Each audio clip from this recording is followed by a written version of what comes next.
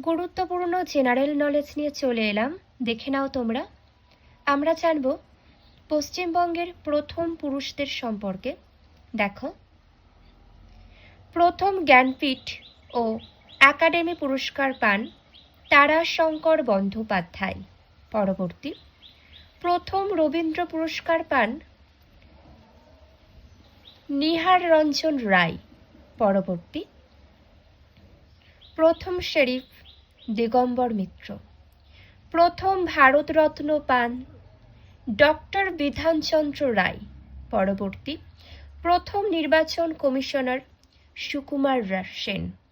প্রথম নির্বাচন কমিশনারকে সুকুমার সেন। পরবর্তী, প্রথম সুপ্রিম কোর্টের প্রধান বিচারপতি বিজন কুমার মুখোপাধ্যায়। নেক্সট, প্রথম রিজার্ভ ব্যাংকের গভর্নরের নাম পরেশ ভট্টাচার্য।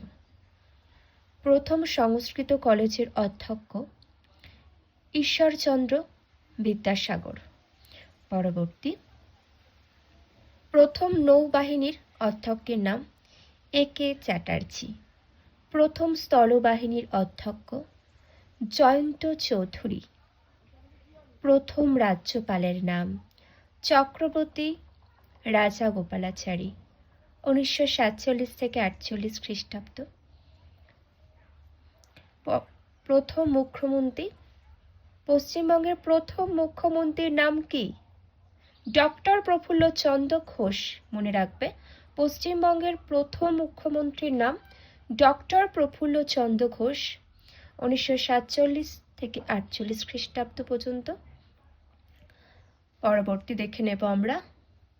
দেখো, এবার আমরা দেখব পশ্চিমবঙ্গের প্রথম মহিলাদের সম্পর্কে আমরা জানব। দেখো, প্রথম শহীদ হন মাতঙ্গিনী হাজরা 1942 খ্রিস্টাব্দে 29 সেপ্টেম্বর। পরবর্তী, প্রথম একাডেমি পুরস্কার মৈত্রী দেবী। নেক্সট, প্রথম এভারেস্টে আরোহণ ক্যাপ্টেন সিপ্রা মজুমদার। নেক্সট, প্রথম জ্ঞানপীঠ পুরস্কার প্রাপক মহিলার নাম আশাপূর্ণা দেবী। মনে রাখবে তোমরা, পরীক্ষাতে ভীষণ আসে এই প্রশ্নটা। প্রথম জ্ঞানপীঠ পুরস্কার পায় আশাপূর্ণা দেবী মহিলাদের মধ্যে। পরবর্তী, প্রথম রাজ্যপাল পশ্চিমবঙ্গের পদ্মজা নাইডু। পশ্চিমবঙ্গের প্রথম মহিলা রাজ্যপালের নাম কি? পদ্মজা নাইডু। প্রথম মুখ্যমন্ত্রী মমতা ব্যানার্জি। প্রথম জেলা শাসক রানু ঘোষ। প্রথম দক্ষিণ মেরু যাত্রী সুদীপ্তা সেনগুপ্ত। প্রথম ডিএসসি অসীমা চট্টোপাধ্যায়।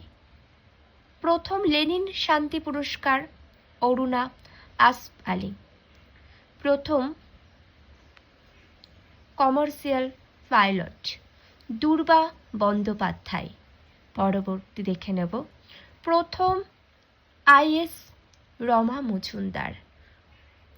প্রথম এমএ চন্দ্রমুখী বসু। প্রথম প্যারাসুট অবতরণ গীতা চন্দ্র। এই যে তথ্যগুলি আলোচনা করলাম, প্রত্যেকটা খুবই গুরুত্বপূর্ণ, সেই জন্যই তোমাদের কাছে তুলে ধরা এই ধরনের বাছাই করা প্রশ্ন উত্তর। আশা করছি তোমরা মন দিয়ে শুনেছ, অনেকে নিজেদের খাতায় লিখেও নিয়েছ। আর কারোর কোনো প্রশ্ন থাকলে বা মন্তব্য থাকলে অবশ্যই জানিও। এতটুকুই।